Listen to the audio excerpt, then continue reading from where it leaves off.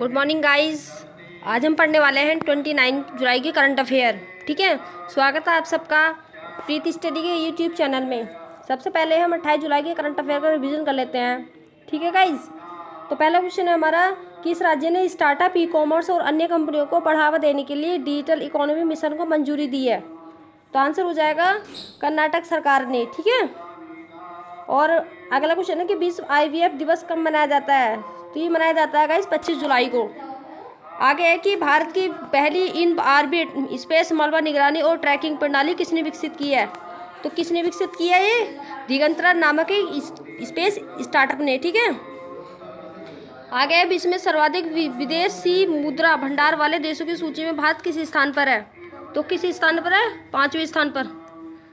हाल ही में संयुक्त राष्ट्र के किस संगठन द्वारा नवीनतम वैश्विक वन संसाधन मूल्यांकन जारी किया गया है?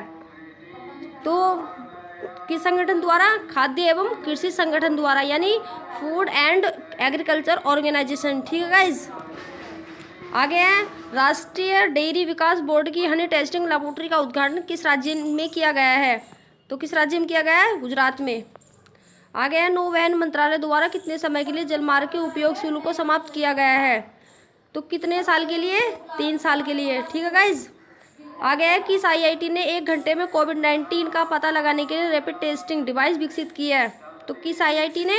IIT खड़गपुर ने, यानी पश्चिम बंगाल ने। आगे है भारत के किस वित्तीय संस्थान ने वित्तीय स्थिरता रिपोर्ट जारी की है? तो ये जारी की है भारतीय रिजर्व बैंक ने। भारतीय रिजर्व बैंक की स्थापना कब हुई? यह आप मुझे कमेंट में बताना। हाल ही में किस स्पेस एजेंसी ने ब्रह्मांड का अध्ययन करने के लिए अंटार्कटिका से एस्ट्रोस मिशन लॉन्च करने की घोषणा की है? तो किसने की है? नासा ने। ठीक है, और आज के करंट अफेयर का हमारा पहला क्वेश्चन है कि हाल ही में किसे टूनिसिया का नया प्रधानमंत्री नियुक्त किया गया है? तो सही आंसर हो जाएगा गाइस हमारा हिचेम मचीची को, यानी कि ए इज द राइट आंसर। ठीक है गाइस, ये है हमारे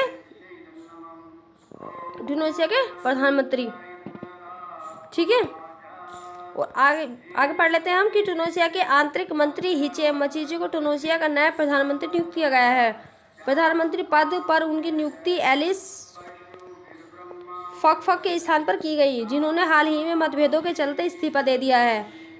आगे अब सरकार बनाने के लिए उसके पास 1 महीने का समय होगा। टूनिसिया के राष्ट्रपति कैस सैयद, यानी कि जो टूनिसिया के राष्ट्रपति हैं हमारे, वो है हमारे कैस सैयद, और जो प्रधानमंत्री बने वो बने हमारे हिचेम मचीची, और टूनिसिया की राजधानी क्या है? ट्यूनिस। ठीक है गाइज, और अगला क्वेश्चन है हमारा कि किस एशियाई देश ने कोरोना वायरस के प्रसार के बीच सभी वन्य जीवों के आयात पर प्रतिबंध लगा दिया है? तो गाइज हमारा आंसर हो जाएगा ये वियतनाम, यानी कि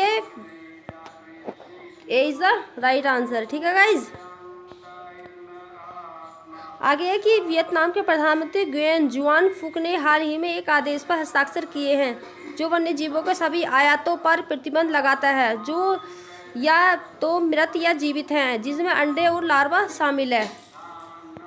इस आदेश में वन्य जीवन में व्यापार से जुड़े अपराधों के लिए कठिन दंड भी शामिल है। ठीक है गाइज, अगला है कि कोरोना वायरस के फैलने के बीच यह प्रतिबंध वियतनाम में लगाया गया है, जो दवा या भोजन में उपयोग किए जाने वाले लुप्तप्राय वन्य उत्पादों के लिए एक लोकप्रिय गंतव्य है। ठीक है, और अगला क्वेश्चन हमारा कि किस देश ने अपने मित्रों देशों को ड्रोन निर्यात करने के लिए मानकों में ढील की है? तो वह राज्य है हमारा संयुक्त राज्य अमेरिका, यानी कि USA। B is the right answer. आगे पढ़ लेते हैं कि अमेरिका ने घोषणा की है कि उसने अपने मित्र देशों के लिए 800 किलोमीटर प्रति घंटे से नीचे उड़ान भरने वाले ड्रोन के निर्यात के लिए मानक में ढील दी है। यह कदम अपने सहभागियों की क्षमताओं, यानी सहयोगियों की क्षमताओं में सुधार करके संयुक्त राज्य की राष्ट्रीय सुरक्षा को बढ़ाने के लिए उठाया गया है। हालांकि उच्च गति प्रणालियां जैसे क्रूज मिसाइल और उन्नत मानव रहित लड़ाकू हवाई वाहन इस संशोधन से प्रभावित नहीं हुए हैं। अगला क्वेश्चन है गाइस हमारा कि भारत किस वैश्विक संघ के साथ अगले 5 वर्षों के लिए वैज्ञानिक सहयोग पर समझौतों को नवीनीकरण करने जा रहा है? तो वह है हमारा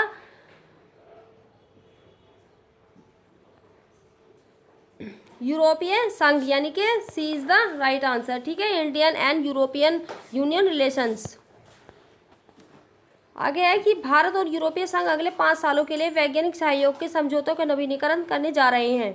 यह आभासी 15वें भारतीय यूरोपीय संघ शिखर सम्मेलन में घोषित किया गया था। यूरोपीय परिषद के अध्यक्ष चार्ल्स मिशेल और यूरोपीय आयोग के अध्यक्ष उर्सुला वॉन डेर लेयन ने यूरोपीय संघ का नेतृत्व किया।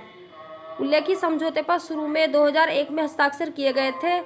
सन 2007 और 2015 में 2 बार नवीनीकृत किया गया है। आगे है कि निम्न में से किस संस्था के एक रिपोर्ट में कहा गया कि कोरोना संकट के चलते दक्षिण एशिया के 2.2 करोड़ बच्चे प्रारंभिक शिक्षा से वंचित हो रहे हैं। तो किसने कहा है? ये कहा है हमारे यूनिसेफ ने, यानी कि इज द राइट आंसर। ठीक है, और यूनिसेफ क्या है? एक बाल कोष संस्था है। आगे है कि कोरोना वायरस महामारी फैलने के कारण भारत सहित दक्षिण एशियाई देशों के करीब 2.2 करोड़ बच्चे अपनी प्रारंभिक शिक्षा से वंचित हो गए हैं। यह बात यूनिसेफ के नए अध्ययन की रिपोर्ट में सामने आई है। रिपोर्ट में दुनिया भर में बच्चों की देखभाल की स्थिति, शुरुआती शिक्षा और कोविड-19 के कारण महत्वपूर्ण पारिवारिक सेवाओं के बंद होने के पड़ने वाले प्रभावों का विश्लेषण किया गया है।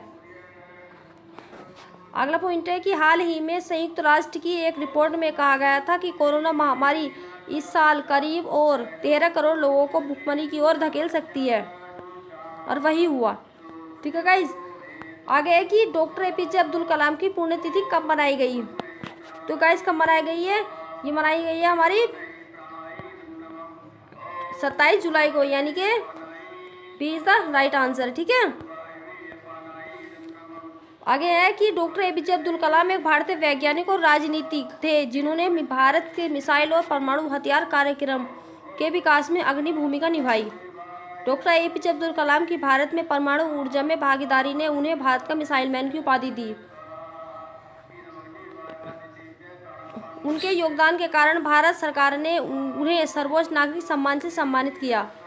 अगला पॉइंट है कि केंद्रीय सूचना एवं प्रसारण मंत्री प्रकाश जावड़ेकर ने 9 फरवरी 2020 को नई दिल्ली में डॉक्टर एपीजे अब्दुल कलाम की बायोपिक का फर्स्ट लुक जारी किया।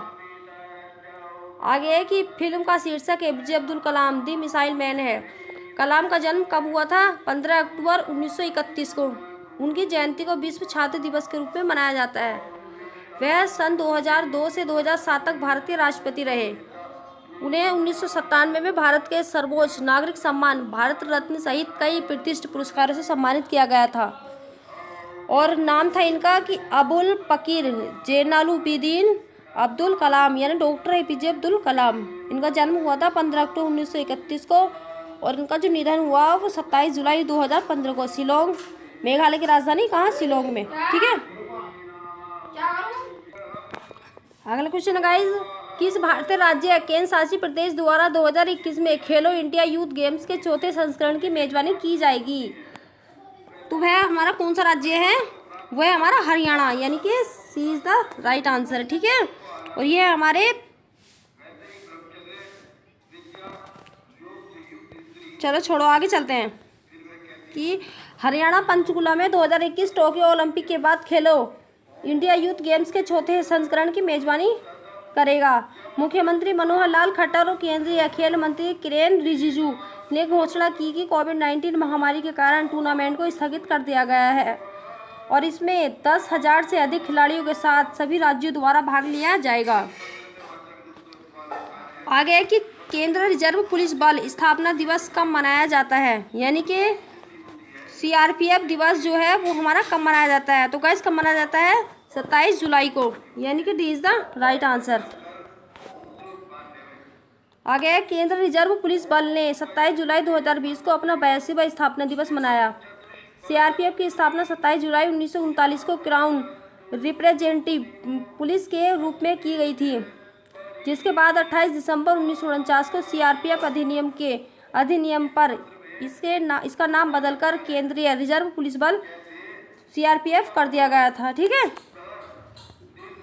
और अगला क्वेश्चन है विश्व हेपेटाइटिस दिवस कब मनाया जाता है? तो कब मनाया जाता है गाइस? ये मनाया जाता है हमारा 28 जुलाई को, यानी कि B is the right answer.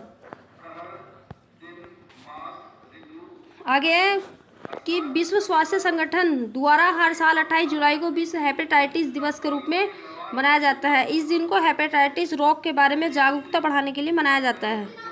Hepatitis liver यकृत की सूजन है जो रोग की स्थिति आत्मसीमित या क्रोनिक हेपेटाइटिस में बढ़ सकती है और इससे लीवर पर निशान, लीवर का सिकुड़ना या लीवर कैंसर हो सकता है। थीम है हेपेटाइटिस फ्री फ्यूचर। ठीक है, हेपेटाइटिस फ्री फ्यूचर है इसकी थीम 2020 की। आगे है कि विश्व हेपेटाइटिस दिवस के लिए 28 जुलाई की तारीख का चयन इसलिए किया गया था क्योंकि इस दिन नोबेल पुरस्कार विजेता वैज्ञानिक डॉक्टर बारूख बिलनबर्ग का जन्मदिन है, जिन्होंने हेपेटाइटिस बी वायरस HBV की खोज की तथा वायरस के लिए नैदानिक परीक्षण या टीका विकसित किया था। ठीक है, और अगला क्वेश्चन हमारा कि उपन्यास बर्नट शुगर किसकी कीर्ति है। उपन्यास बर्नट शुगर रॉबिन शर्मा की, निकिता सिंह की, अवनी दोषी की या जिज्ञासा खत्री की। तो किसकी है गाइस, ये हो जाएगी हमारी अवनी दोषी की, यानी कि सी इज द राइट आंसर। ठीक है, और आगे है कि दुबई में रहने वाली भारतीय मूल की लेखिका अवनी दोषी को उनके उपन्यास बर्नट शुगर के लिए प्रतिष्ठित 2020 बुकर पुरस्कार के लिए चुने गए 13 लेखकों की सूची में शामिल किया गया है। वहीं अवनी दोषी के अलावा इस सूची में 2 बार बुकर पुरस्कार जीत चुकी हैं हिलेरी मैंटेल को उनके उपन्यास the mirror and the light के लिए इस सूची में शामिल किया गया है। अवनी दोषी का जन्म वर्ष 1982 में अमेरिका के न्यू जर्सी में हुआ था और वर्तमान में वे कहाँ रह रही हैं, दुबई में। वर्ष 2019 के लिए कनाडा की मार्गरेट एटवुड और ब्रिटेन की बर्नार्डिट एफ डिस्टो को संयुक्त रूप से इस पुरस्कार के लिए चुना गया था। ठीक है गाइस, आज के लिए इतना ही। लाइक करना मेरे वीडियो को अगर आपको पसंद आई हो तो, और मेरे चैनल को सब्सक्राइब करना। ठीक है गाइस, और आगे ही ऐसे क्वेश्चन पाने के लिए देखते रहें मेरी करंट अफेयर डेली। ओके, ठीक है guys, thank you for watching, bye bye.